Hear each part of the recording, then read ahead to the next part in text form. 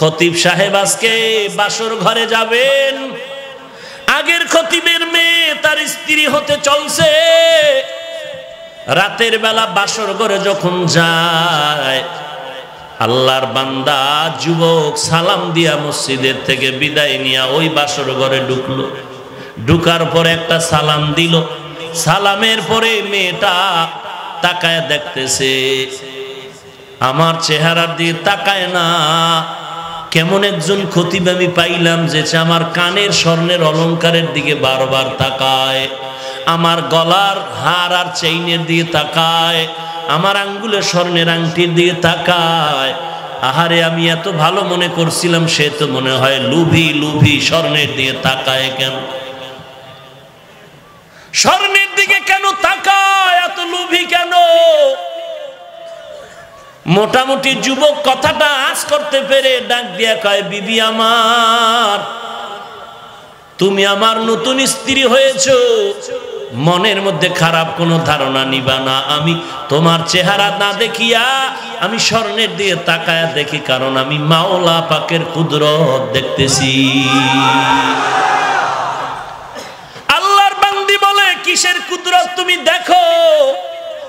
বলে, তোমার স্বর্ণের আংটি, স্বর্ণের কানের অলংকার আর গলার মধ্যে যা দেখতেছি, মনে হয় জানো মক্কার জমিনে আমি একদিন স্বর্ণের হার পেয়েছিলাম, রেশমি কাপড়ে পেঁচানো, ওই হারটা তোমার গলার মধ্যে যেন দেখা যায়। এবার মেয়েটা ডাক দিয়ে কয়, ধন্যবাদ হে স্বামী আমার, ঠিকই স্বর্ণ গলার হার। আমার আব্বাজান হজে গিয়েছিলেন আমাকে নিয়ে, ওখানে গিয়ে আমার এই হার হারিয়ে গেল, রেশমি কাপড়ে পেঁচানো। আমার বাবা বড় ধনী,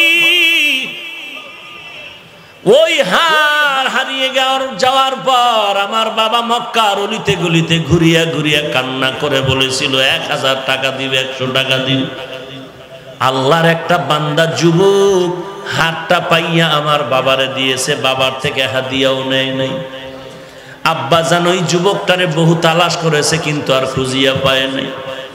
কয়েক মাস আগে আমার বাবা ইন্তেকাল হয়ে যায়, এই সময় আমার হাতটা ধরে বাবায় কান্না করে বলেছিল, এরে মা, তোর মতো একটা দিনদার স্ত্রী, একজন মেয়ে আমানত আমি কার হাতে রেখে যাব? পাইলাম না। তবে আমার দিলের তামান্না, ওই মক্কার ওই যুবকটারে যদি পাইতাম, আমি তোরে তার হাতে আমানত দিয়ে দিতাম। ওই মক্কার ওই আমানতওয়ালা যুবকরা যদি পাইতাম, তোর মতো বান্দিটার আমি তার হাতে তুলে দিয়ে যাইতাম। আমি ওই যুবকের পাইলাম না, যে আমার হাতটা পাই আমার হাতে দিয়েছে, হাদিয়াও নেয় নাই। আমার বাবা আমার হাতটা ধরিয়া কান্না করে দোয়া করিয়া মরিয়া গেছে। আমি ওই দিন থেকে মাওলার দরবারে সিজদায় পড়ে কান্না করেছি, রে মালিক, আমার বাবার মনের আশাটা পুরাইয়া দাও, ওই যুবকের মিলাইয়া দাও, ওই আমানতওয়ালা যুবকের চাই। আজ মনে হয় যেন আমার দোয়া বাবার আশা কবুল হয়েছে। তোমার হারানো হার দিয়ে তুমি হাদিয়া নাও নাই, তুমি বলেছিলে আমার মাওলা আমারে হাদিয়া দিবেন। আজকে আমার মাওলা তোমার উপরে খুশি, শুধু আজকে হার তোমাকে দেয় নাই, বরং হারওয়ালা বান্দিকেও তোমাকে হাদিয়া দিয়েছে। না মদিনা যাইতে পারলাম না, মদিনা দেখতে পারলাম না, মদিনা যাইতে পারলাম না। আমি অসহায় তাই এত দূরে রই, শুধু সালাম জানাই, মদিনা যাইতে পারলাম না, মদিনা দেখতে পারলাম না। গর্তের পিপিলিকা কান্না করে, আল্লাহ মদিনা একবার দেখা দাও। আল্লাহ তাআলা আরবের কবুতরকে আদেশ দিলেন, রে কবুতর অমুক এলাকায় গর্তের কিনারায় গিয়া দাঁড়াও, আমার একটা ক্ষুদ্রতম মাখলুক পিপিলিকা কান্না করে, আরব দেশের ঘর বাইতুল্লাহর নবীর রওজা দেখবে, তুমি ওখানে গিয়া দাঁড়াও, পিপিলিকাটা তোমার পা যখন জড়ায় ধরবে তুমি নিয়ে আসবা, মক্কা মদিনা দেখাইয়া পিপিলিকার আবার গর্তের মধ্যে পৌঁছায় দিবা। মদিনা নাম কত সুন্দর,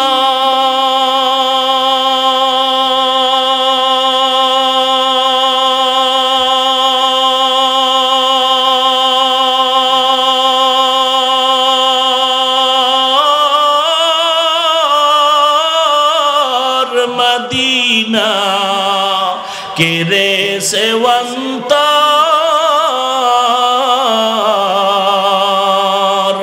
পাখিরি নাই ডানা থাকলে, পাখিরি নাই ডানা থাকলে যেতাম মদিনায়, মদিনা যাইতে পারলাম না, মদিনা দেখতে পারলাম না, মদিনা যাইতে পারলাম না।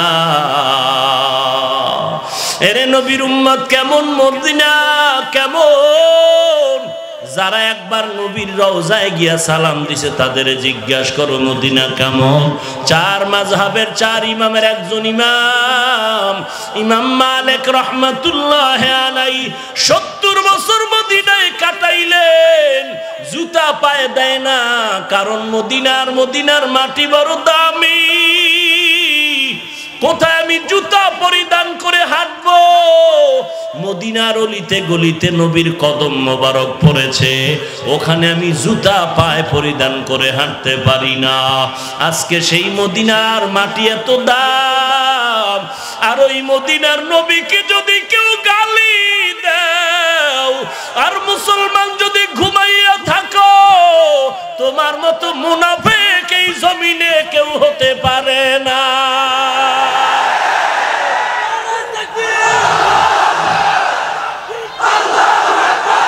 এরে নবীর উম্মতের দল, আমার আব্বাকে গালি দাও সহ্য করে নিব, আমার নেতাকে গালি দাও মেনে নিব, কিন্তু আমার নবীকে নিয়ে যদি কথা বলো গলায় ছুরি লাগলেও মেনে নিতে পারবো না।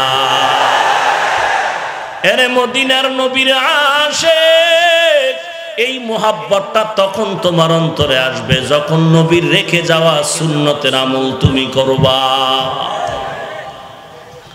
মুত্তাকিনদের পরিচয় 2 নাম্বার, 5 ওয়াক্ত নামাজ কায়েম করা, ইউকিমুনাস সালাহ। 3 নাম্বার পরিচয় ওয়া মিম্মা রাযাকনাহুম ইউনফিকুন, আল্লাহর দেওয়া সম্পদ আল্লাহর রাস্তায় ব্যয় করবে। ওয়াল্লাযীনা ইউমিনুনা বিমা উনজিলা ইলাইক। 4 নাম্বার মুত্তাকিনদের পরিচয়, নবীর উপরে যে কিতাব আসছে তা মেনে নিবে। ওয়ামা উনজিলা মিন ক্বাবলিক, অন্য নবীদের উপরে যে কিতাব আসছিল তাও মেনে নিবে। 5 নাম্বার গুণ। 6 নাম্বার গুণ হলো কিয়ামতের উপরে বিশ্বাস স্থাপন করবে। কিয়ামত একদিন হবেই, ওদিন কি পালানো যাবে? পালানো যাবে? পালাইতে কেউ পারলো? এত টাকা পয়সার মালিক, এত কিছু, ফেরাউন, নমরুদ, হামান, সাদ্দাত, কারুন, কত দাপট ছিল নমরুদের, ফেরাউনের, পালায়ে যেতে পারলো? তাহলে আর কে পালায়ে যাবে? পালানোর কোনো রাস্তা নাই। অতএব আল্লাহর ভয় আগে অন্তরে ঢুকাও, এরপরে বলে জবানটাকে কন্ট্রোল করো, আল্লাহকে ভয় করো। ভয়ের নাম তাকওয়া, যিনি ভয় করবেন তার নাম মুত্তাকি। আজকে এত বয়ানের পরেও আমরা আমলের কাছে দুর্বল কেন? একমাত্র কারণ আমাদের ভেতরে জাহান্নামের আযাবের ভয় নাই। আর একথাও আজীবন মনে রাখবেন, ততদিন পর্যন্ত মানুষের অন্তরে জাহান্নামের ভয় আসবে না যতদিন পর্যন্ত মানুষগুলো আল্লাহওয়ালার সোহবতে যাবে না। এখন যারা বলে আমাকে কোনো মুরব্বী লাগে না, এদের কি উপায়? এই ধরনের মানুষ কি জমিনে আছে? বলে আমার কোনো ইমাম লাগে না, আল্লাহ কয় মুরব্বী লাগবে। তুমি লাগবে না কেন বললা? মুরব্বী নাই যার, তারাই ধোকায় পড়ে আছে। যত ভেজালওয়ালা কথা বলে সবগুলো দেখবেন একটারও মুরব্বী নেই। আল্লাহ সব ভাইকে সহি বুঝ দান করেন। আপনাদের খারাপ লাগতেছে? শিশু বাচ্চা অসুস্থ হয়ে গেল, মা তাকে হসপিটালে নিয়ে গেল, ডাক্তার পরীক্ষা করে কিছু ছোট ছোট ট্যাবলেট দিল আর বলল এই ট্যাবলেটগুলো বাচ্চাকে একটা একটা খাওয়াও, তবে সাবধান, ট্যাবলেট কিন্তু তিতা। বাড়িতে গিয়া মা বাচ্চাটাকে একটা ট্যাবলেট দিছে টেস্ট করার জন্য। বাচ্চা তিতা অনুভব করে ফালায় দিয়ে কয় মা মরে যেতে রাজি, ট্যাবলেট আর খাবো না। মহিলা মানুষ, গভীর বুদ্ধি না থাকলেও হঠাৎ বুদ্ধি ভালো, হঠাৎ বুদ্ধি ভালো, গভীরতা না থাকলেও হঠাৎ বুদ্ধি আছে। হঠাৎ বুদ্ধি করে স্বামীকে টেলিফোন করে বলে ভোলা শহর থেকে 1 কেজি দামি মিষ্টি পাঠায় দাও। দ্রুত গতিতে মিষ্টি পাঠায় দিল বাড়িতে। মা কৌশল করে মিষ্টির মধ্যে একটা ট্যাবলেট ঢুকায় বলে বাবা খানার পর একটা মিষ্টি খাবি, সকালে একটা, দুপুরে একটা, রাতে একটা, প্রত্যেকটার মধ্যে কয় ট্যাবলেট? 3টা মিষ্টি খাইলে কয়টা যাবে? মা মিষ্টি দিয়া ট্যাবলেট ঢুকাইয়া বাহিরে গেছে যেন বুঝতে না পারে। কি এর সকাল বিকাল দুপুর, মা দেখতেছে 1.5 ঘন্টায় 1 কেজি মিষ্টি শেষ। মা বলে বাবা মিষ্টি খেয়েছিস? বলে হ্যাঁ খেয়েছি, আরো দাও, আরো খাবো। কপালে হাত দিয়ে দেখে জ্বর কমে না, পেট ব্যথা কমে না, মাথা ব্যথা কমে না। কিও ট্যাবলেট, আরে মিষ্টি কি পুরাটাই খেয়েছো? বলে হ্যাঁ মা পুরাটাই খেয়েছি। বলে তো তোমার শরীর এত হালকা হয় না কেন, ভারী অসুস্থতা কমে না কেন? বলে তা জানি না, মিষ্টি তো সবই খাইলাম। বল ভালো করে পুরাটাই খেয়েছিস? সন্তান ধমক শুনে কয় মা মিষ্টি পুরাটাই খেয়েছি ঠিক, তবে ভেতরের বিচিগুলো ফেলে দিয়েছে। মা ডেকে বলে সন্তান কিয়ামত পর্যন্ত যদি তুই মিষ্টি খাও, ভেতরের মেডিসিন যদি ফেলে দাও, মিষ্টির মজা ঠোঁটে লাগবে, জিহ্বায় লাগবে, তবে রোগ কোনোদিন সারবে না। মিষ্টির ভেতরের মেডিসিন যদি ফালায় দাও, মিষ্টির মজা পাবি, রোগের সারবে না রে বাবা। নামাজ পড়ি, রোজা রাখি, আর পর মিথ্যা কথা কেন হাজি সাহেব বন্ধ করে না? হজ করলো 13 বার, এরপর বাটপারি কেন কমে না? অহংকারী কেন কমে না? 5 বেলার নামাজ পড়ে মাপে ভেজাল কেন দেয়? 5 বেলার নামাজি কেন দোকানে লেখছে বিক্রি করা মাল ফেরত নেওয়া হয় না? বুঝা গেল বান্দার নামাজের মধ্যে তাকওয়ার মেডিসিন নাই। হজ করেছে, হজের মধ্যে তাকওয়ার মেডিসিন নাই। যাকাত দিয়েছে, যাকাতের মধ্যে তাকওয়ার মেডিসিন নাই। যেখানেই তুমি যা করবা তাকওয়ার মেডিসিন যদি ফালায় দেও, কোনো ইবাদতে কাজ আসবে না। हकीकत से तू दुनिया बेखबर है, दुनिया की नुमाइश पर नजर है। नमी गोयम के आज दुनिया जुदा बाश, बाहर कारे के बाशी बा खुदा बाश। খারাপ লাগতেছে আপনাদের? আর একটু সামনে আগাবো। এই পাবলিক, এতগুলো মানুষ ডেঙ্গিয়ে কই যায়? একটু ভয়ও লাগে না অন্তরে যে এত আলেম ওলামা ময়দানে বসা? তোমার দীর্ঘ টাইম বসার ধৈর্য না থাকলে ভেতরে না ঢুকাই তো ভালো ছিল। যারা বাহিরে দাঁড়ানো তাদের মতো বাহিরে দাঁড়ায় শোনা দরকার ছিল। এটা চূড়ান্ত মজলিসের সাথে বেয়াদবি ছাড়া কিছুই নয়। আপনারা উঠা বসা করলে আমি মোনাজাত দিয়ে দিব, এই চালাকি কেন?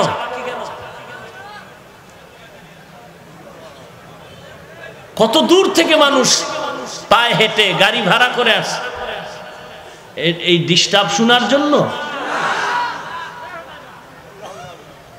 আল্লাহ হেদায়েত দান করেন। তাকওয়া মানে কার ভয়? এই ভয় থাকে কোথায়? মাথায়। কোথায় দেখা যায়?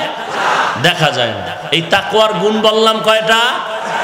6টা। এই 6টা গুণ থাকলে প্রমাণ হবে তার মধ্যে কি আছে? তাকওয়া আছে। তাকওয়া মানে আল্লাহর ভয়। আল্লাহ বারবার বলেন তাকওয়া। কোরআনের শুরুতেও তাকওয়া, শেষেও তাকওয়া, ফাঁকে ফাঁকে তাকওয়ার বয়ান। কারণ যতক্ষণ পর্যন্ত বান্দা আল্লাহকে ভয় না করবে ততক্ষণ পর্যন্ত চোরে চুরি বন্ধ করবে না, ডাকাতে ডাকাতি বন্ধ করবে না, নেশা পান করনেওয়ালা নেশা বন্ধ করবে না। এদেশে নেশা পান করে না কেউ? এ যুবক, আমিও তোমার মতো একটা যুবক সন্তান। তোমার পায়ে হাত রেখে বলি, টুপি পরো, নামাজ পড়ো, মা বাবার খেদমত করো রে ভাই। আজকে তোমাকে এত বিনয়ের সাথে বুঝানোর পরও তুমি নামাজ পড়তে চাও না, টুপি পড়তে চাও না। আমি হাফিজুর রহমান যদি এখন শার্ট প্যান্টটাই লাগায়া দাড়ি কামাইয়া রাস্তায় গান গাইতাম, সবাই আমার গান শুনতো, কেউ বাধা দিত না। কিন্তু বাবা টুপি ছাড়লাম না, দাড়ি ছাড়লাম না, লম্বা জামা ছাড়ি না, কত গালি শুনলাম টুপির কারণে। কওমি মাদ্রাসায় পড়ার কারণে কত বাজে কথা শুনলাম, কত বাজে আওয়াজ। এরপরও মাদ্রাসা ছাড়ি নাই, টুপি ছাড়ি নাই, দাড়ি ছাড়ি নাই। ও ভোলার যুবক, আমি বলছি না তুমি আমার মতো একজন টুপিওয়ালা পাগড়িওয়ালা বড় হুজুর হয়ে যাও, তা আমি বলি না। আমি শুধু বলতে চাই তুমি স্কুলে পড়ো, কলেজে পড়ো, চাকরি করো, ব্যবসা করো, তবে নবীর আদর্শটা নিয়ে চলো। তোমার মতো যুবক স্কুল কলেজে লেখাপড়া করে, নামাজ পড়ে, আসে না নাই? তুমি কেন পারবা না? তোমার মতো যুবক তাকায় দেখো, পেটে পাথর বাঁধিয়া চলবে, তারপরও হারাম খাবে না। তোমার মতো যুবক RAB, army, police, BDR, doctor, professor, engineer, MP, মন্ত্রী, দাড়িওয়ালা, নামাজি আছে না নাই? ও ব্যবসায়ী ভাই, তোমার মতো হাজারো ব্যবসায়ী আছে, একটা টাকাও হারাম খায় না। আর তুমি মিথ্যা কথা না বললে তোমার ব্যবসা চলে না। এরে নবীর উম্মত, এই ব্যাপারটা কি? একমাত্র কারণ তাকওয়া নাই, জাহান্নামের ভয় না। আল্লাহর ভয় যখন অন্তরে ঢুকবে, তখন বান্দার পেটে ক্ষুধা থাকলেও না খাইয়া থাকবে, হারাম খাবে না। মক্কার জমিনে খানা নাই, পানি নাই, বৃষ্টি নাই, ফসল নাই, দুর্ভিক্ষ। এই দুর্ভিক্ষের মধ্যে একজন আল্লাহর গোলাম যুবক, একদিন দুদিন প্রায় 3-4 দিন হয়ে গেল, খানা নাই। আল্লাহর বান্দা এখন ইবাদত করতে কষ্ট পায়, তারপরও বেজার হয় না। হারাম খানা নিবে না। আল্লাহর পরীক্ষা শুরু হয়ে গেল, না খাওয়ার পরীক্ষা। আল্লাহ বলেন, আমি আল্লাহ মানুষকে বিভিন্ন রকম পরীক্ষা করব। ওয়ালা নাবলুওয়ান্নাকুম বিশাইইম মিনাল খাউফি ওয়াল জুই ওয়া নাকসিম মিনাল আমওয়াল ওয়াল আনফুসি ওয়াস সামারাত ওয়া বাশশিরিস সাবিরিন। আল্লাহ বলেন, ক্ষুধা দিয়ে আমি পরীক্ষা করব, খানা দিব না। দেখি তুই কি করো। তুই কি খানার লোভে হারাম খাবি, না ধৈর্য ধারণ করবি? এটাও তোর জন্য পরীক্ষা। অবশ্যই সাবিরিন, সাবিরিনদের জন্যই হলো সুসংবাদ। মক্কার জমিনে আল্লাহর গোলাম যুবক প্রায় 3 দিনের উপরে হয়ে গেল, খানা নাই। ডানে বামে খুঁজতেছে, খানা নাই। হজের মৌসুম চলতেছে, বান্দা হজও করতেছে, কিন্তু খানার উপবাস, মক্কায় দুর্ভিক্ষ। একদিন বান্দা হোটেল নিজের বাসার থেকে বাইতুল্লাহর পথে যখন যাচ্ছে, বাইতুল্লাহর কাবার আর চতুর্পার্শ্বে তখন এত খোলামেলা ছিল না, এত সুন্দর সাজানো ছিল না। আল্লাহর গোলাম যুবক রাস্তায় চলতে গিয়া বাইতুল্লাহর কিনারায় দেখে একটা রেশমি কাপড়ের মধ্যে কি যেন পড়ে আছে, পোটলা পড়ে আছে রেশমি কাপড়ের। আল্লাহর বান্দা যুবক রেশমি কাপড়ের পোটলাটা দেখা, রেশমি কাপড় বড় দামি। আল্লাহ কোরআনে বলেন কিয়ামতের ময়দানে জান্নাতি মেহমানদের আল্লাহ রেশমি কাপড় দিয়া সাজায় দিবে। আল্লাহর বান্দা রেশমি কাপড়টা দেখিয়াও ধরে না, কার না কোন জিনিস ধরিয়া আবার বিপাকে পড়ে যায়। কিছু দূর রেখে আবার বান্দা চলে গেলেন, হঠাৎ মনের ভিতর একটা খেয়াল আসলো। কি খেয়াল? যদি আমি এই রেশমি কাপড়ের অংশটা ফেলে যাই, ভেতরে কোনো মূল্যবান জিনিস থাকতে পারে, কোনো চোর ডাকাত যদি পায় আমানতের খেয়ানত করবে, এটা তো মারাত্মক অবস্থা হবে। আমি আল্লাহর বান্দা মনের নিয়তটা খাঁটি কইরা যদি আমি আমানতের সাথে যেই লোকটা হারায় গেল, যার জিনিসটা হারিয়ে গেছে তার হাতে পৌঁছাইয়া দিতে পারি, আমি আল্লাহর কাছে অনেক অনেক আমি বরকত পাবো, অনেক পুরস্কার পাবো। এই ভাবনা নিয়া যুবক 3 দিনের না খাওয়া ক্ষুধার যাতনায় বান্দা অনেক কষ্ট করিয়া পেছন দিকে আইসা রেশমি কাপড়ের অংশটা হাতের মধ্যে নিয়ে ডাইরেক্ট বাসায় চলে গেল। রেশমি কাপড়ের অংশটা খুলিয়া ভেতরে তাকায় দেখে সুন্দর একটা স্বর্ণের হার। এমন সুন্দর হার, ওই হারের মধ্যে আবার পেঁচায়া পেঁচায়া 300 মুক্তার দানা দিয়া এক সুন্দর পেঁচানো, সুন্দরভাবে সাজানো। আল্লাহর বান্দা স্বর্ণের হার পেয়ে বড় খুশি, আবার অন্তরে ভয়, না জানি আবার আমার হাতের থেকে এটা খেয়ানত হয়ে যায়। আল্লাহ তুমি যথাযথ পৌঁছায় দেওয়ার রাস্তা খুলে দাও। এরে নবীর উম্মতের দল রেশমি কাপড়ের মধ্যে স্বর্ণের হার পাইল, আবার 300 মুক্তার দানা দিয়া পেঁচানো, ঘরের মধ্যে হেফাজতে রাইখা এইবার কে হারাইলো? হারানো ব্যক্তির তালাশে ঘুরতেছে মক্কার ভেতর। হঠাৎ করে আওয়াজ পায়, কে যেন ডাক দিয়া বলতেছে আমার একটা স্বর্ণের হার হারানো গেছে, কেউ যদি পাও আমার হাতে দেওয়া। পাগড়িওয়ালা ডাকে আর বলে। আল্লাহর বান্দা যুবক পাগড়িওয়ালার কাছে গিয়া বলে হযরত কি হারানো গেছে? বলে স্বর্ণের হার। কেমন? বলে রেশমি কাপড়ে পেঁচানো। আর কি? বলে স্বর্ণের হাতে মুক্তার দানা লাগানো। বলে আমার সাথে হাতটা দেন, আমার সাথে চলেন। বুজুর্গ পাগড়িওয়ালাকে নিয়ে নিজের বাসায় চলে গেলেন, স্বর্ণের হার রেশমি কাপড় সহ তার হাতে দিলেন। কয় দিনের না খাওয়া? 3 দিনের না খাওয়া। 500 টাকা রাস্তায় পাইলে সারে না বাঙালি।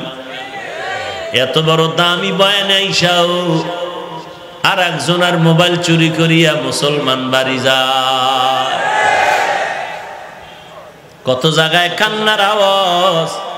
আমার মোবাইল এরকম 2টা গেল, সমস্যা নাই, তবে দামি দামি নাম্বারগুলো আমার মারাত্মক। অনেকে মানিব্যাগ হারায় কান্দে।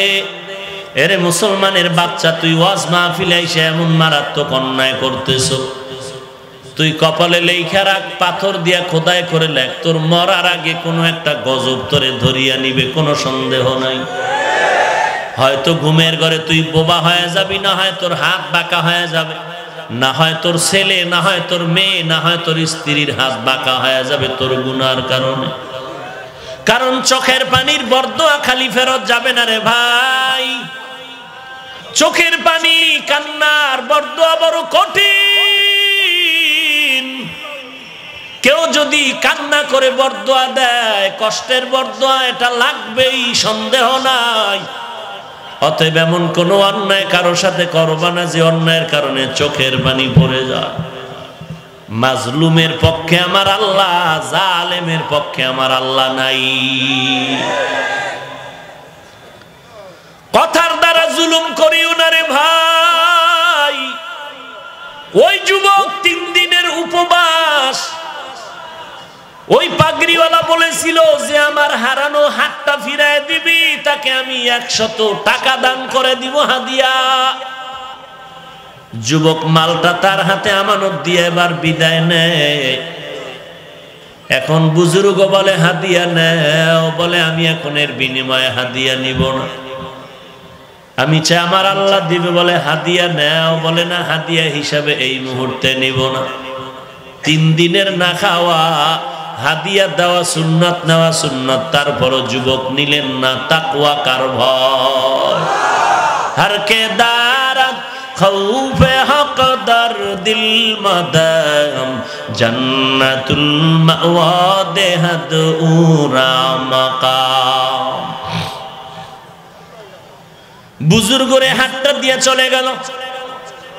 পাগড়িওয়ালা বুজুর্গর দিলে বড় আফসোস, এমন একটা সৎ ছেলে কে যে আমাদের হার ফিরায় দিল, হাদিয়াও নিল না। যুবক বাইতুল্লাহর কিনারায় বইয়া মন ভরে তার জন্য দোয়া করলেন। শেষ হয়ে গেল। যুবক কাফেলা নিয়া বাড়িতে রওয়ানা। বিমান নাই, রকেট নাই, তখন তো স্টিমার, নদীপথে সফর। নদীপথে সফরে রওয়ানা। আল্লাহর কঠিন পরীক্ষা। নদীর ভেতরে যাওয়ার পরে তুফান শুরু হয়ে গেল। তুফানের এক পর্যায়ে স্টিমার পানির নিচে চলে গেল, ডুবে গেল। ওই আল্লাহর গোলাম তাকওয়াওয়ালা যুবক ওই স্টিমারের একটা বয়া ধরে হাত ধরে রাখলো। আল্লাহ পাক নদীর পানিকে হুকুম দিলেন, আমার বান্দাটারে কিনারায় পৌঁছায় দাও। 3 দিনের না খাওয়া বান্দা, আল্লাহর গোলাম যুবক পানিতে ভাসতে ভাসতে জংলার কিনারায় চলে গেল। নদীর ওপার উঠা তাকায় দেখে চতুর্দিকে জঙ্গল, রাস্তা নাই, চলার মতো অচেনা পথ। আল্লাহর বান্দা তাকওয়ার মানদণ্ডে আল্লাহর ভয় নিয়ে রাস্তায় হাঁটে আর আল্লাহর নামের জিকির করে, আল্লাহর জিকির করে। আল্লাহ বলেন ফাযকুরুনি আযকুরুকুম। যেই বান্দা আমার জিকির করে আমিও তার স্মরণ করি, যে আমাকে ভুলে না আমি আল্লাহ তাকে ভুলি না।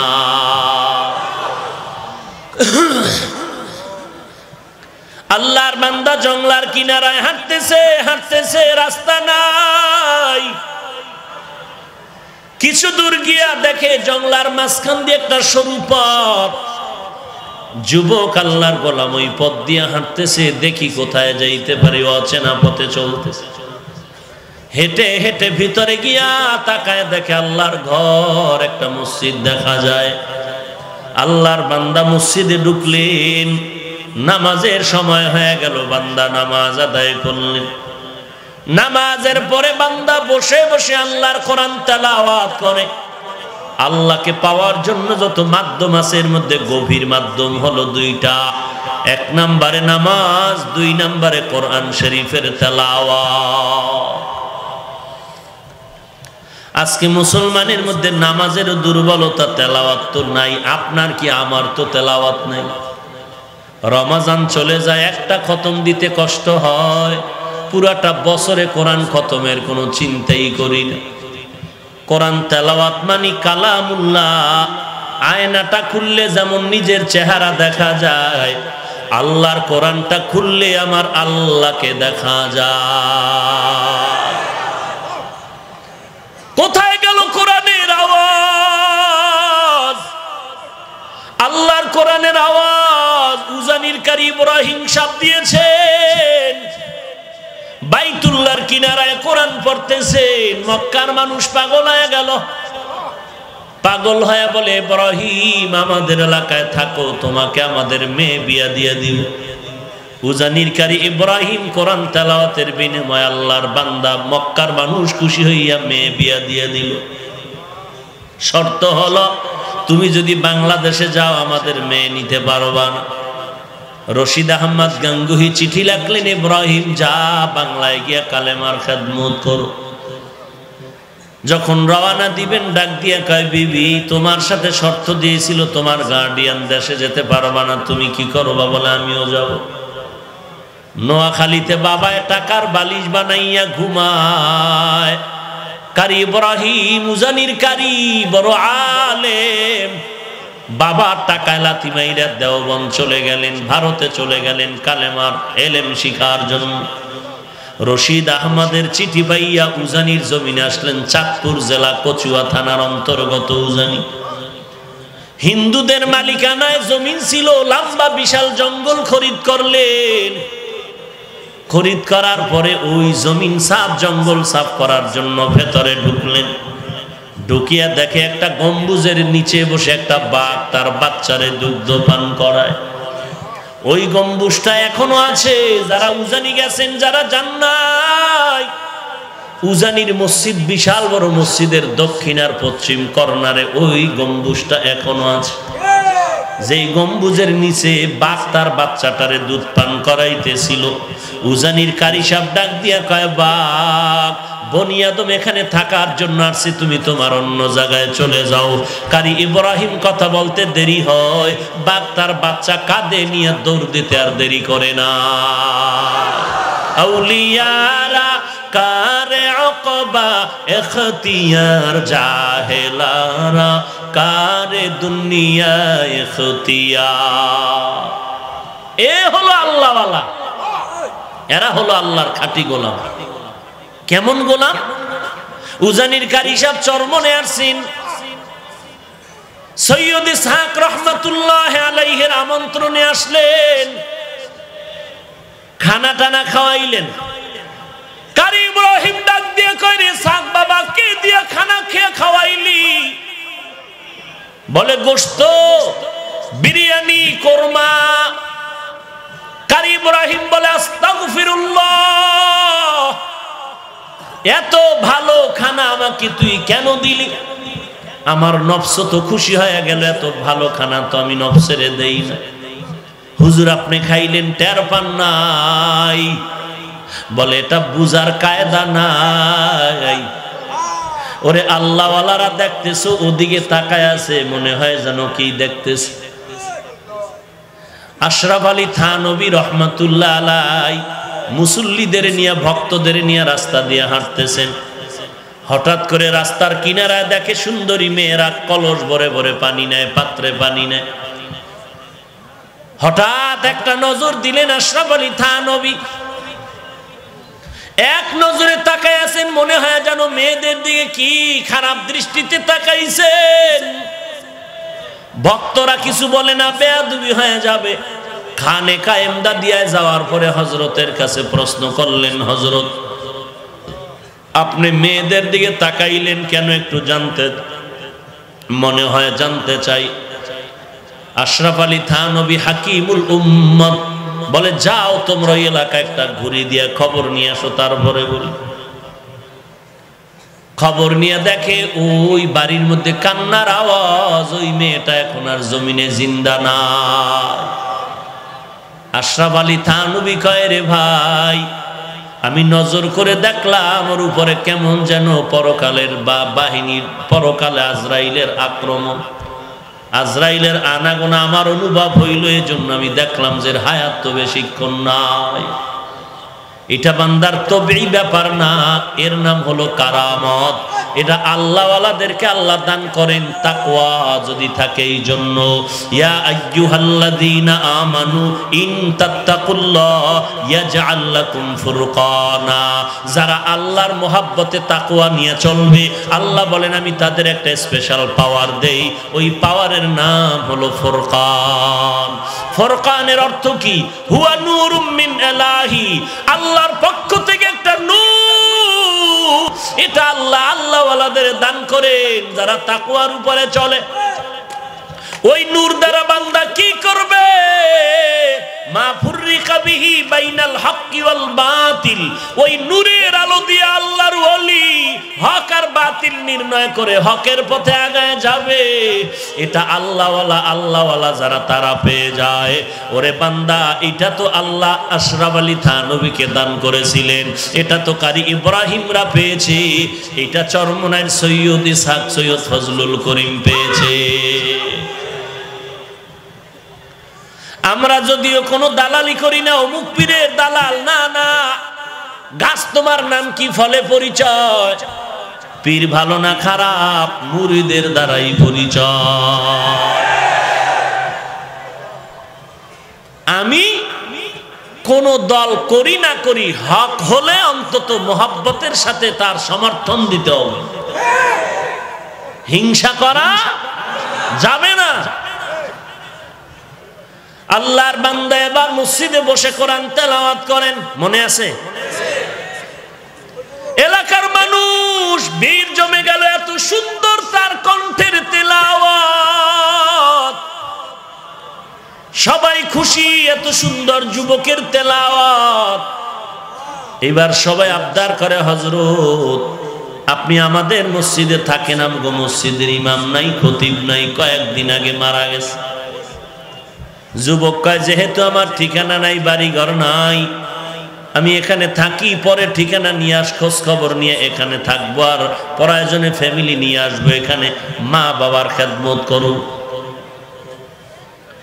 যুবক ওই মসজিদে থাকার পর এখনো বিবাহ করে নাই, ওদিকে পেটের মধ্যে ক্ষুধা, আল্লাহ পাক রাস্তা খুলে দিতেছেন, ওয়া মাইয়াত্তাকিল্লাহ ইয়াজআল লাহু মাখরাজা।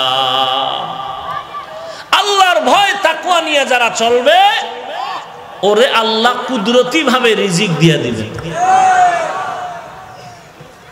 ভাইরা আমার, যুবক এখন মসজিদের ইমাম আর খতিব, নামাজ পড়ায়, মুসল্লিদের মন প্রাণ কেড়ে নিয়েছে যুবক। এটা কার নেয়ামত?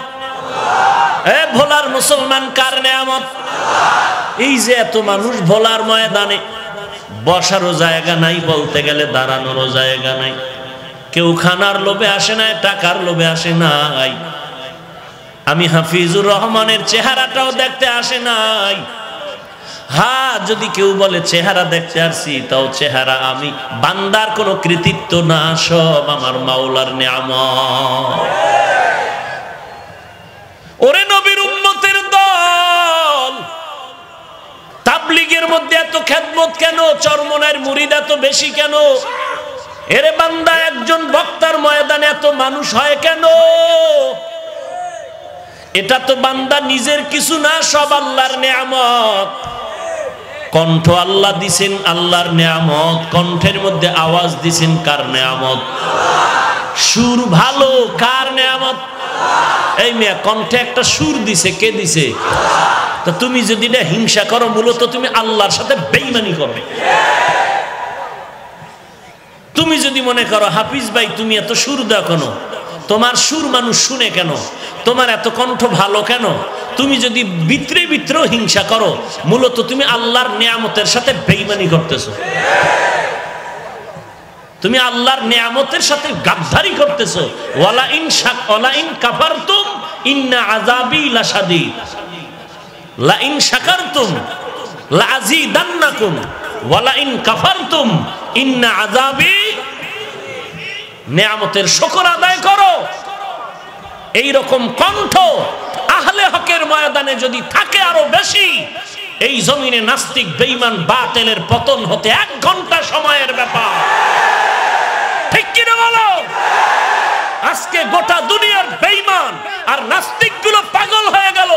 ভোলার মাটিতে যদি এত লোক হয় আর এখান থেকে যদি কিছু ঘোষণা দিয়ে দেয়, মানুষগুলো রক্ত দেওয়ার জন্য যদি রেডি হয়, এই ভয়ের কারণে নাস্তিকদের ঘুম নাই, বেঈমানের ঘুম নাই।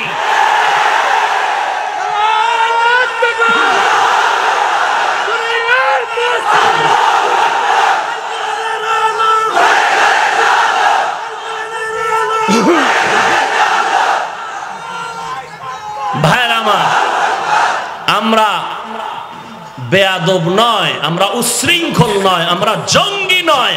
আমাদেরকে যারা জঙ্গি বলে, উচ্ছৃঙ্খল বলে, তারাই জঙ্গি, তারাই জঙ্গি, তারাই জঙ্গি। বিশেষ করে কওমি মাদ্রাসার দিকে আঙ্গুল তুলে যারা কথা কিছু বলবে খারাপ, মূলত মাদ্রাসা কওমি খারাপ নয়, তারা খারাপ। আমগো কওমির সন্তান, খালি আমার মতো যুবক যারা, এরা যদি একটা বাস লইয়া রাস্তায় নামি, 1 ঘন্টা বাংলাদেশ পবিত্র হয়ে যাবে। কিন্তু গালি শুনতেই আছি, শুনতেই আছি, দিতেছো শুনতেছি, ধৈর্যের পাহাড় হয়ে যাচ্ছি। চতুর্মুখী ষড়যন্ত্র, একটা কথা বলি না কেন? আমরা মদিনার নবীর আদর্শের উম্মত, বেয়াদব নয়।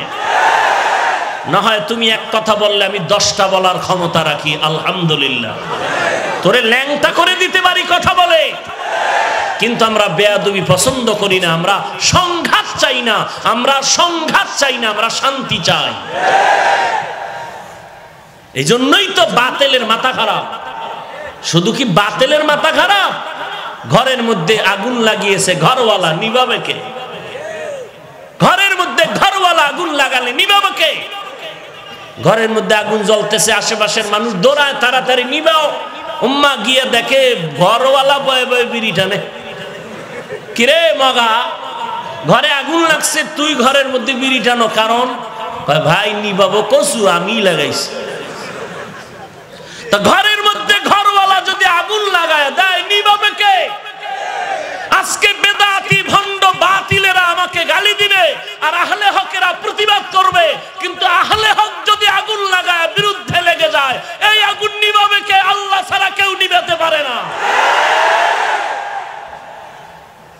বাতিল আমাকে গালি দিবে, খবিস আমাকে গালি দিবে, বেদাতি আমাকে গালি দিবে। আমার আহলে হক কলিজার টুকরা মুসলমান আলেম ওলামা সব দুনিয়ার মুসলমান প্রতিবাদ জানাবে। আহলে হক যদি আবার ব্যানার লাগায় আমার পিছনে লাগে, তো প্রতিবাদের জবাব কে দিবে? একটাই দোয়া চাই। সব মুরব্বীরা বলছে, হাফিজ ভাই ইখলাস নিয়ে চুপ থাকো, তোমার রাস্তা আল্লাহ ক্লিয়ার করে দিবে। এই একটা দোয়া চাই, আল্লাহ যেন ইখলাসের সাথে খেদমত করার তৌফিক দান করে। কথা কি আমগো জবান নাই? আমরা বলতে জানি না? বলতে জানার পরও না বলা, এটা উত্তম সাবিরিনদের গুণ।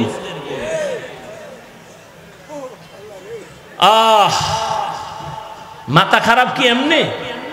মানুষ উট দুম্বা গরু জবাই দিয়া তবারকের স্লোগান দিয়া এত লোক পায় না।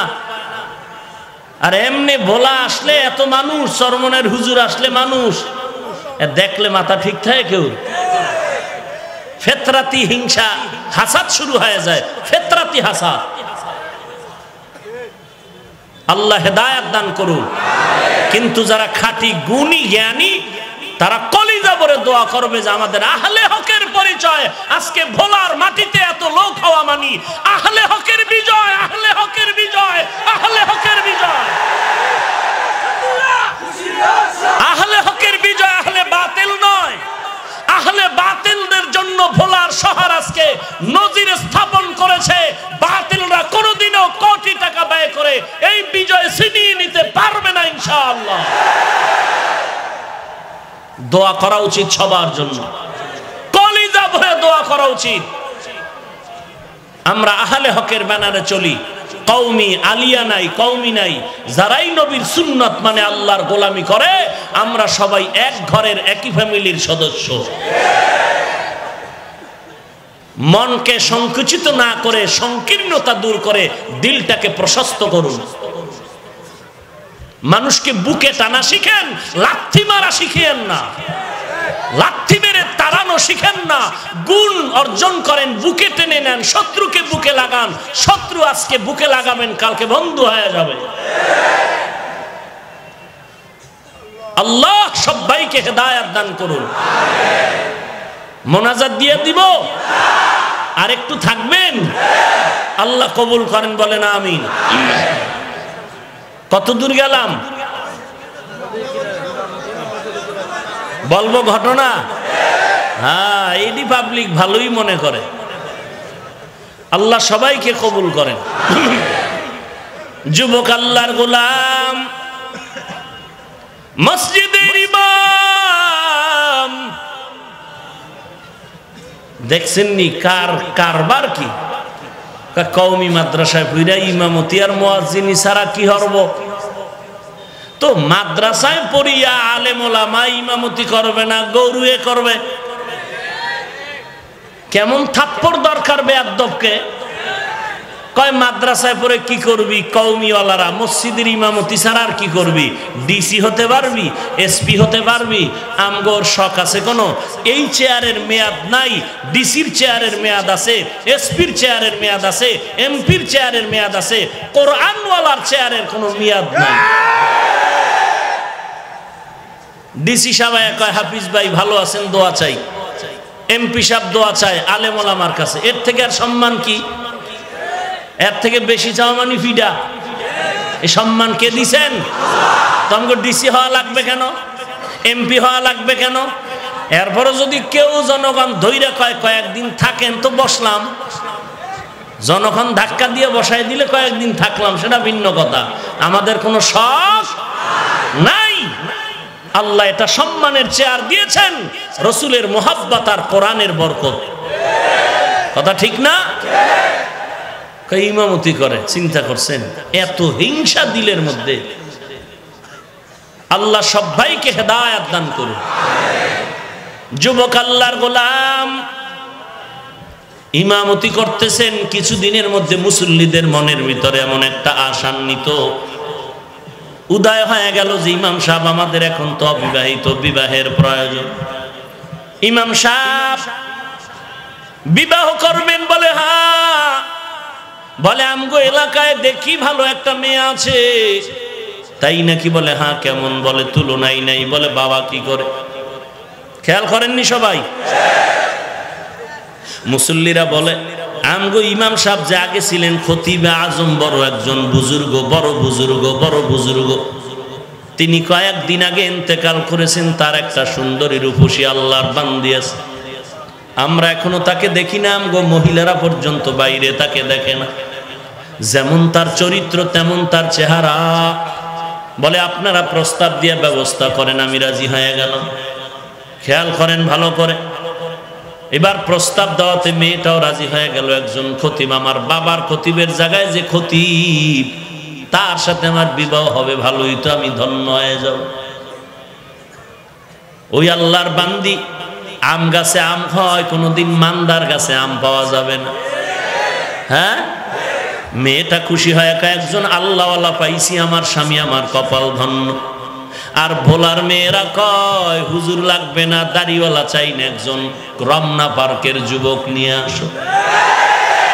ঠিক নি? এরে মা বোনের আসেনি পর্দার আড়ালে? আছে। এরে আম্মা জান, আমিও তো মায়ের সন্তান।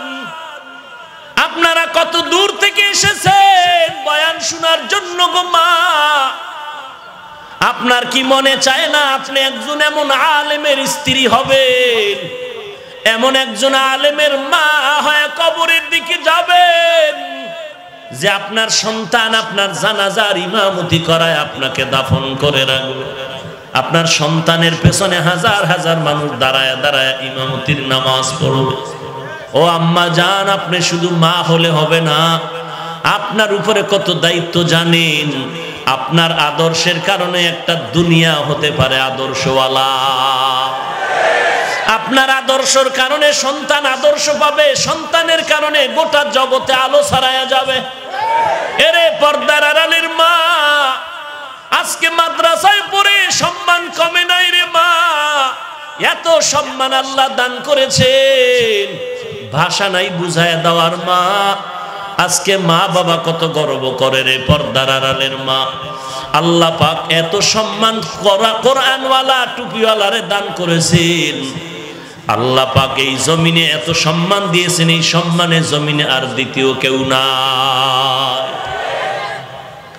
মেয়েটা রাজি হয়ে গেল, একজন কোরআনওয়ালা খতিব ও ইমাম আমার স্বামী হয়ে যাবে। বিয়ার তারিখ হয়ে গেল, বিবাহ হলো আজকে বাসর রাত। খতিব সাহেব আজকে বাসর ঘরে যাবেন। আগের খতিবের মেয়ে তার স্ত্রী হতে চলছে। রাতের বেলা বাসর ঘরে যখন যায়, আল্লাহর বান্দা যুবক সালাম দিয়া মসজিদের থেকে বিদায় নিয়া ওই বাসর ঘরে ঢুকলো। ঢুকার পরে একটা সালাম দিল। সালামের পরে মেয়েটা তাকায় দেখতেছে, আমার চেহারার দিকে তাকায় না, কেমন একজন খতিব আমি পাইলাম যে আমার কানের স্বর্ণের অলংকারের দিকে বারবার তাকায়, আমার গলার হার আর চেইনের দিকে তাকায়, আমার আঙ্গুলের স্বর্ণের আংটির দিকে তাকায়। আহারে, আমি এত ভালো মনে করছিলাম সে তো মনে হয় লুভি লুভি, স্বর্ণের দিকে তাকায় কেন? স্বর্ণের দিকে কেন তাকায়? এত লুভি কেন? মোটামুটি যুবক কথাটা আজ করতে পেরে ডাক দিয়া কয়, বিবি আমার, তুমি আমার নতুন স্ত্রী হয়েছো, মনের মধ্যে খারাপ কোনো ধারণা নিবা না। আমি তোমার চেহারা না দেখিয়া আমি স্বর্ণের দিকে তাকায়া দেখি, কারণ আমি মাওলা পাকের কুদরত দেখতেছি। আল্লাহর বান্দি বলে, কিসের কুদরত তুমি দেখো? বলে, তোমার স্বর্ণের আংটি, স্বর্ণের কানের অলংকার আর গলার মধ্যে যা দেখতেছি, মনে হয় জানো মক্কার জমিনে আমি একদিন স্বর্ণের হার পেয়েছিলাম রেশমি কাপড়ে পেঁচানো, ওই হারটা তোমার গলার মধ্যে যেন দেখা যায়। এবার মেয়েটা ডাক দিয়ে কয়, ধন্যবাদ হে স্বামী আমার, ঠিকই স্বর্ণ গলার হার। আমার আব্বাজান হজে গিয়েছিলেন আমাকে নিয়ে,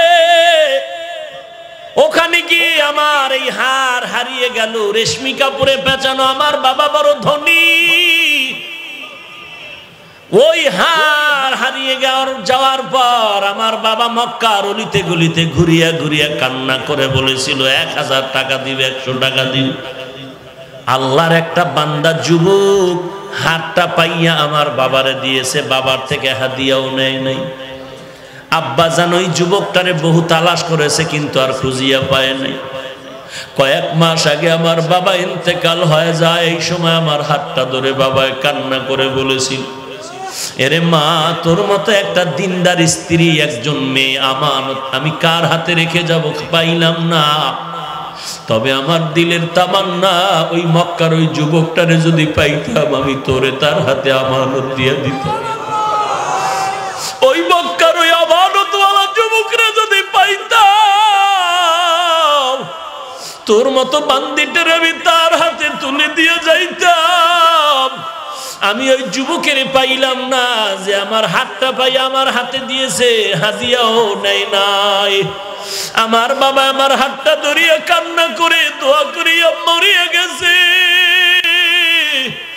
আমি ওই দিন থেকে মাওলার দরবারে সিজদায় পড়ে কান্না করেছি, রে মালিক, আমার বাবার মনের আশাটা পুরাইয়া দাও, ওই যুবকের মিলাইয়া দাও, ওই আমানতওয়ালা যুবকের চাই। আজ মনে হয় যেন আমার দোয়া বাবার আশা কবুল হয়েছে। তোমার হারানো হার দিয়ে তুমি হাদিয়া নাও নাই, তুমি বলেছিলে আমার মাওলা আমারে হাদিয়া দিবেন। আজকে আমার মাওলা তোমার উপরে খুশি, শুধু আজকে হার তোমাকে দেয় নাই, বরং হারওয়ালা বান্দিকেও তোমাকে হাদিয়া দিয়েছে। ইয়া ইলাহি तू मेरा माबूद है, या इलाही तू मेरा माशूक है, या इलाही मुझसे मुझको दूर कर, ताकि देखो मुझ में तुझको एक नजर। এরে আমার পর্দার আড়ালের মা ও বোনেরা, মাওলার দরবারে চোখের পানি ছেড়ে কাঁদো। বাড়িওয়ালা টাকাওয়ালা দেইকা পাগল হইও না রে বোন। টাকা পাইবা, বাড়ি পাইবা, যদি শান্তি না পাও জীবনটার কোনো দাম নাই। এরে আল্লাহর বান্দিরা, আমার মাওলার কাছে বলো, মালিক, দুনিয়াতে তুমি আমার এমন একটা স্বামী দিও, অন্তত কোরআনওয়ালা যেন থাকে, দিনদার হয়, চরিত্রটা যেন ভালো হয়। ও ভোলা এলাকার যুবক ভাই, আল্লাহর দরবারে চোখের পানি ছেড়ে কান্না করো, আল্লাহর কাছে মাপ চাও, আর বলো আল্লাহ এমন একটা মেয়ে তুমি আমার স্ত্রী বানায় দিও, কিছু পাই আর না পাই অন্তত যেন কোরআনওয়ালা পাই। কারণ যেই মহিলা কোরআনওয়ালা হবে তার সন্তানও জমিনের আদর্শওয়ালা হবে, গাছ ভালো হলে ফল ভালো হবে। এরে যুবক আল্লাহর গোলাম, আল্লাহর দরবারে তওবা করে কান্না করো। জীবনে কোনো মেয়ের চরিত্রে আঘাত করবি না, যদি করো তোর কপালটা পুড়ে যাবে, তোর জিন্দেগি ধ্বংস হয়ে যাবে। জীবনে নেশাগ্রস্ত হইও না, নেশার পেছনে পড়িও না রে বাবা। আজকে একটা যুবক আল্লাহর বান্দা, আপনাদের ভোলা এলাকার দামি সবাই নাম বললে চিনবে, সাংবাদিকতা করতো আল্লাহর বান্দা। আজকে চোখের পানি ছেড়ে দোয়া চাইলেন, অ্যাক্সিডেন্ট হয়ে পাও একটা অনষ্ট হওয়ার পথে চলে গেল। আমাকে আগের ছবিগুলো দেখাইলো আর বলল হুজুর আমি অল টাইম পিস্তল নিয়ে চলতাম। বলার মধ্যে আমার সামনে একটা চোখ তুলে কথা বলার কেউ ছিল না, কিন্তু আপনার বয়ান শোনার পর আমি এমনভাবে মজবুত হয়ে গেছি, আমি প্রতিদিন নামাজ পড়ি রাতের বেলায়, অসুস্থ অবস্থায় নামাজ ছাড়ি না। এরে নবীর উম্মতের দল, এরে যুবক আল্লাহর গোলাম, আজকে এত বয়ান আল্লাহওয়ালার চলে আর পরও কেন নামাজ পড়ো না রে যুবক? আজকে আমি টুপি ফালাই না, শীতের মধ্যেও নামাজ বাদ দেই না, কারণ তুমি বলো টুপি মাথায় দিলে গরম হয়, মাথা তোমার থেকে কম বুঝি না। দাড়িটা রাখলে যৌবনের ভাব চলে যায়, তোমার থেকে কম বুঝি না। এরপরও কেন টুপি ফালাই না, দাড়ি ফালাই না, নামাজ ছাড়ি না? একমাত্র কারণ আল্লাহর কোরআন সত্য, নবীর কথা সত্য। গুনাহগার হয়ে কবরে গেলে কবরের আযাব সত্য হয়ে যাবে। জমিন থেকে 9,30,00,000 মাইল উপরে সূর্য রাতের বেলা নাই, এত ঠান্ডার মধ্যে এত গরম লাগে, এত ঘাম।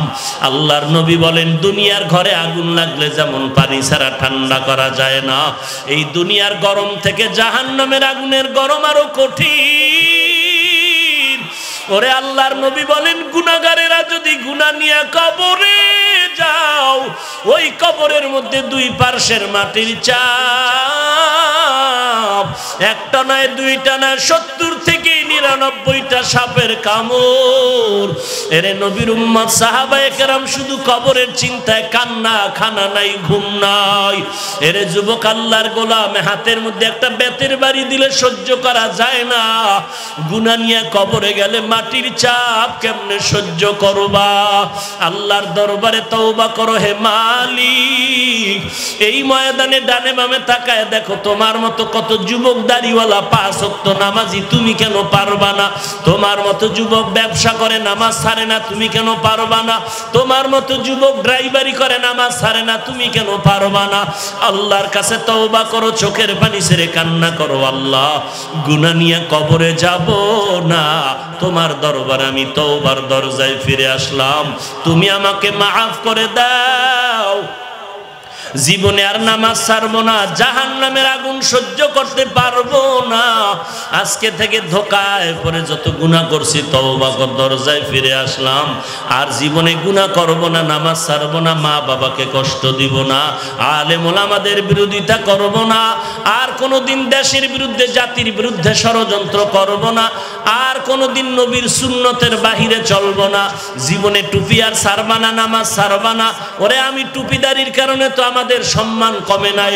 তুমিও বাজার করো, আমিও বাজার করি, তুমিও 3 বেলা খাও, আমিও 3 বেলা খাই, তুমিও বিয়া শাদী করেছো, আমিও করেছি। ওরে বাবা বলো, টুপিদারির কারণে তো আমরা নিচে পড়িয়া যাই নাই, বরং সর্বোচ্চ সম্মানে আল্লাহ রেখেছেন। তবে তওবা করো, আল্লাহর কাছে চোখের পানি ছেড়ে কান্না করো। কান্না যদি না থাকে আল্লাহকে বলো, আল্লাহ কান্নাওয়ালা চক্ষু দাও। এক ফোঁটা চোখের পানি যদি তোমার চোখ থেকে বের হয়ে যায়, মদিনার নবী বলেন গাভীর ওলান থেকে দুধ বের করে ভেতরে যেমন ঢুকানো সম্ভব না, কান্নাওয়ালা বান্দাকে জাহান্নামে দেওয়াও সম্ভব না। এখানে আপনারা বসছেন বয়ানে, ঘর পর্যন্ত যাওয়ার গ্যারান্টি কারো হাতের মধ্যে নাই। অতএব তওবা করো, আল্লাহ আর গুনাহ করব না, নামাজ ছাড়বো না রে মালিক। আজকে থেকে খাঁটি মনে তওবা করে নিলাম, গলায় ছুরি আসলে মরে যাব, আর কোনোদিন গুনাহের পথে যাব না, আর কোনোদিন অসামাজিক কাজ করব না, আর কোনোদিন নেশাগ্রস্তের লাইনে চলবো না। তওবা করার যদি খাঁটি নিয়ত থাকে, অন্তরে যদি কোনো ভেজাল না থাকে, মুনাফিকি না থাকে, খাঁটি তওবার নিয়তে দুটো হাত আমার আল্লাহকে দেখায় দাও। আয় আল্লাহ, সবার হাত আপনি কবুল করে নেন, আমাদের তওবা কবুল করে নেন। আয় আল্লাহ, তওবার উপরে মজবুত হয়ে চলার তৌফিক দান করেন, ঈমান ও আমল মজবুত করে দেন, নবীজির সুন্নতের উপরে চলার তৌফিক দান করেন। আয় আল্লাহ, সুন্নতের আমলওয়ালা জিন্দেগি দান করেন, গুনাহের প্রতি ঘৃণা জমায়ে দেন, বেশি বেশি নেক আমলের আগ্রহ বাড়ায় দেন। আমিন। আলহামদুলিল্লাহি রাব্বিল আলামিন। ওয়াসসালাতু ওয়াসসালামু আলা সাইয়্যিদিল আমবিয়া ওয়াল মুরসালিন ওয়া আলা আলিহি ওয়া আসহাবিহি আজমাইন। ইয়া আরহামার রাহিমিন, ইয়া আরহামার রাহিমিন, ইয়া আরহামার রাহিমিন।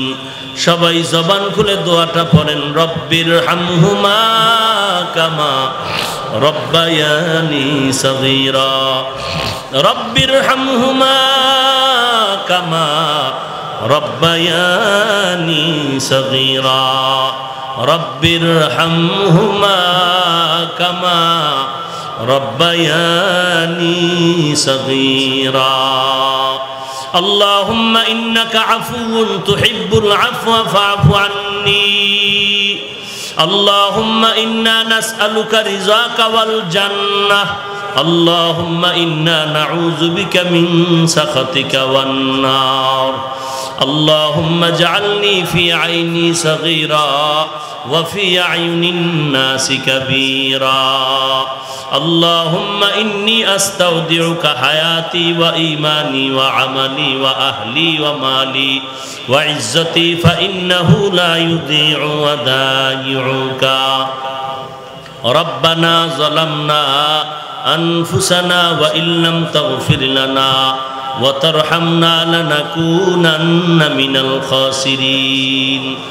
ربنا آتنا في الدنيا حسنة وفي الآخرة حسنة وقنا عذاب النار.